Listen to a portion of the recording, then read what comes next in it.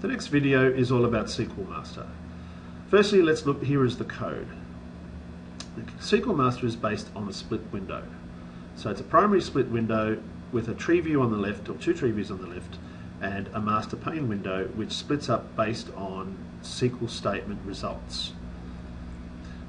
Now, the SQL script page looks rather like this, and in which case you'll see when we see it at runtime, it builds a range of panes with some runtime browsers that is populated with data that's constructed from an ADO server class. So here's the ADO server class, which basically takes some SQL. When SQL Master runs, let's just start SQL Master, it pops up and says, oops, I don't have any connections. So we try and make a new connection. All these, as I said, all these dialogues and all these data dialogues are provided for you. So we'll choose SQL Server, my OLEDB provider for SQL Server. We need to choose a database. Now, because I'm not connected into a network, I can only see my own database. But if I was in a network, this would show me all the instances it can find. I'm going to use integrated security, or I could choose a password. If I choose a password, let me show you what happens. I must tick allow saving a password.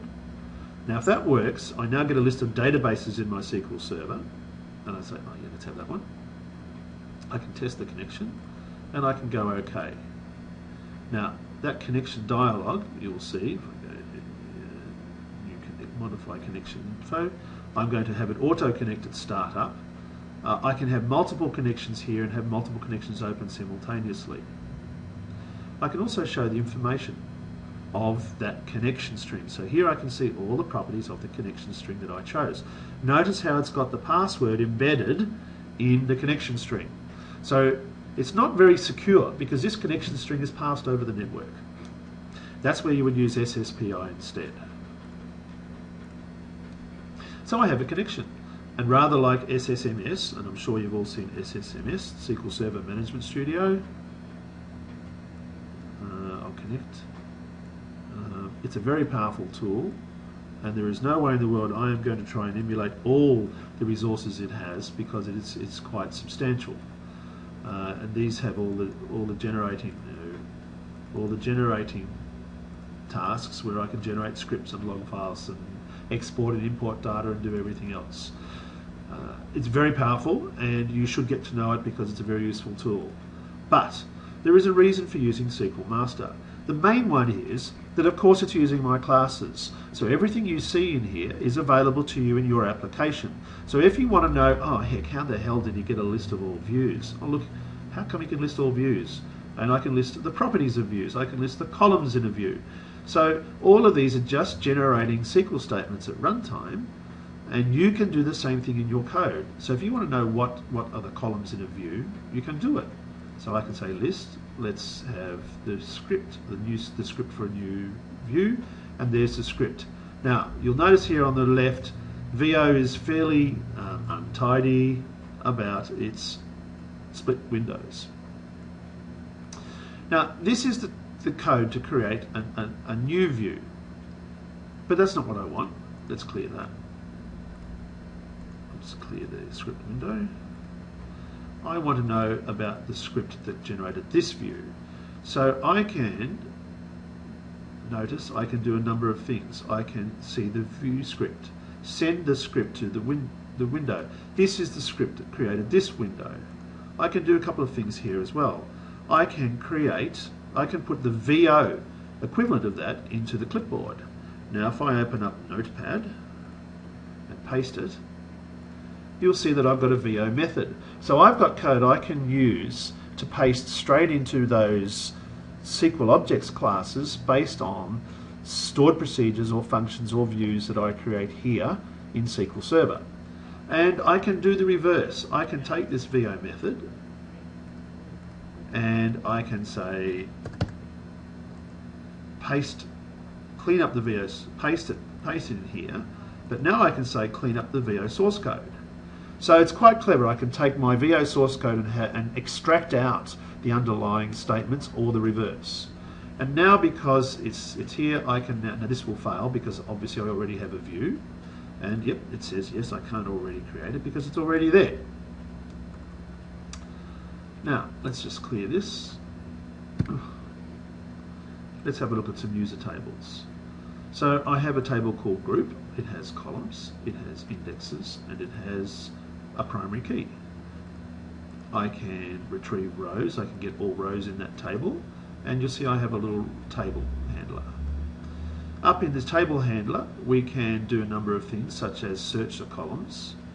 So I could search all columns for some particular value, or I can double click on the, oops, I've got an error. I've got a bug.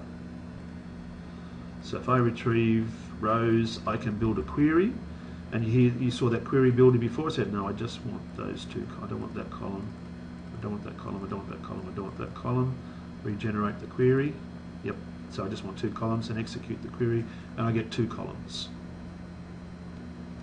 Or I can have a general purpose query window. And let's fix the VO preview. And now I can go select star from accounts,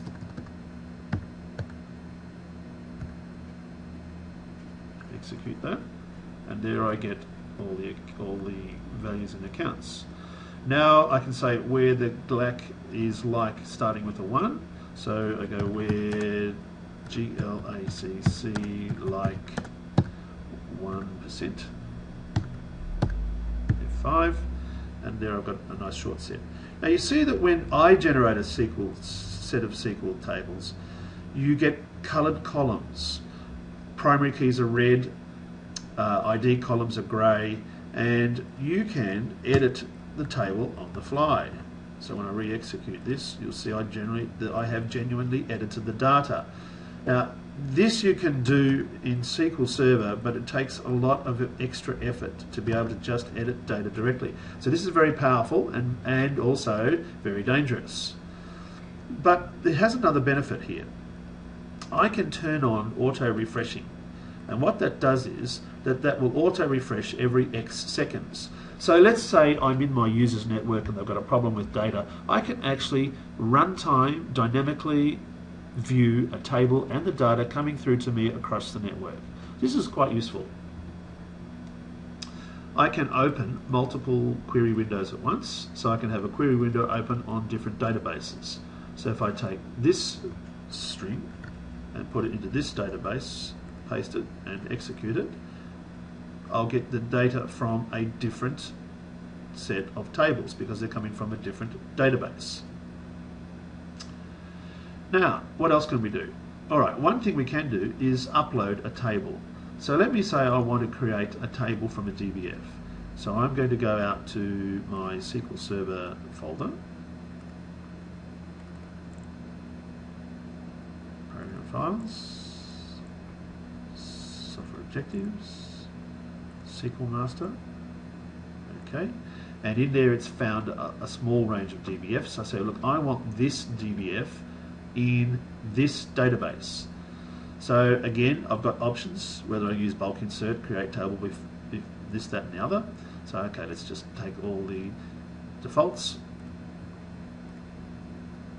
I'll just use the standard defaults, and that will have now created that table in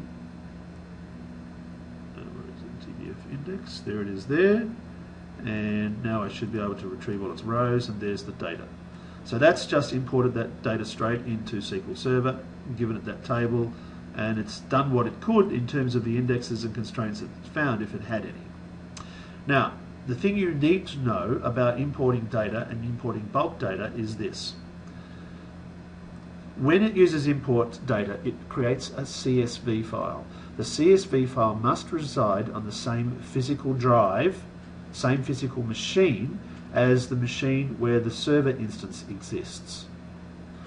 So if my machine is in the network somewhere else, I would need to have a network access to a drive, a shared drive on that server, and the server would need to know what the exact folder path was for that server. So here I can just say create, alright, let's create the CSV file, and I get a log file to tell me what it's done, And now I can go to the folder itself, C temp, and you'll see that there's the CSV that it created for me. I'll just open it in Notepad, and you'll see that it's using the terminators that I'd chosen to use in that particular instance. Now, the bulk queries always produce log files if they fail, or they also tell you how fast that they worked. So that's using SQL Master to upload tables into a SQL server and generate them.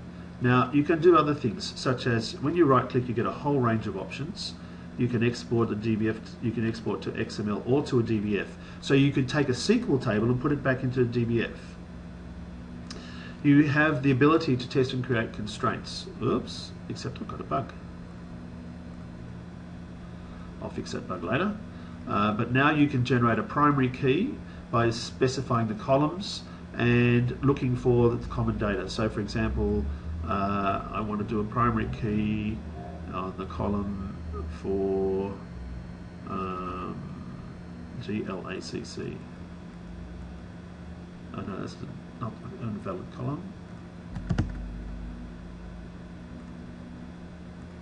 And it tells me it's a legal file name because it's got a underscore in the name.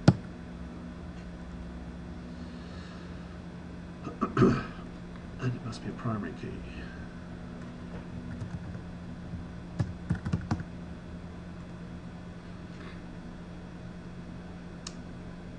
And it says I can't do that because there are duplicates. So now I can find out what the duplicates are. So file name would not be a good column to use to generate a primary key. Anyway, I'm just showing you that some of these GUIs exist here to play with. They're quite powerful and they're quite extensive, apart from my bugs, which seem to be quite extensive today. You can do such things as look at the stored procedures. So of course you can look at the code for a stored procedure. Like there's the code for that stored procedure, edit it, manipulate it, reproduce it, and execute it. Now, you can execute stored procedures, run the stored procedure. And in this particular case, there's the stored procedure up the top. You would need to provide a job number, or you provide the input values, and then go execute, and it will execute. Now, if there's results or values to come back, then they'll come back out in the outputs. So this is a way for you to actually run and test all your stored procedures and functions. Other than that, you can get most of the details from those properties and the dependencies, so you know what tables are being used by a particular function or a stored procedure. And you have other properties such as looking at the users within the database. Now, there's other useful tools. You can look at the configuration options. This is the configuration options for SQL Master itself, so that you can set the appropriate language, you can set the IntelliSense features.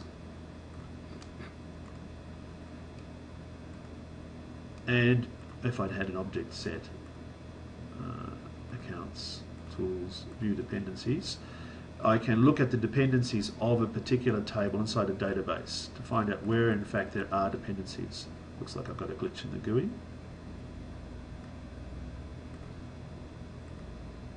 One for them, and for asset history, so accounts is usually the only one. Banks.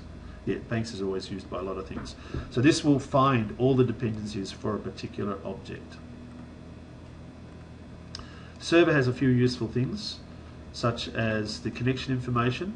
So for this particular connection, the connection string, all the properties set on the connection, the keywords that this particular SQL Server instance will use, some sample code based on this particular server, although I'm only supporting Microsoft SQL Server, and the data types found inside that SQL Server. So you can basically use SQL Master to do a lot of your primary database management and testing.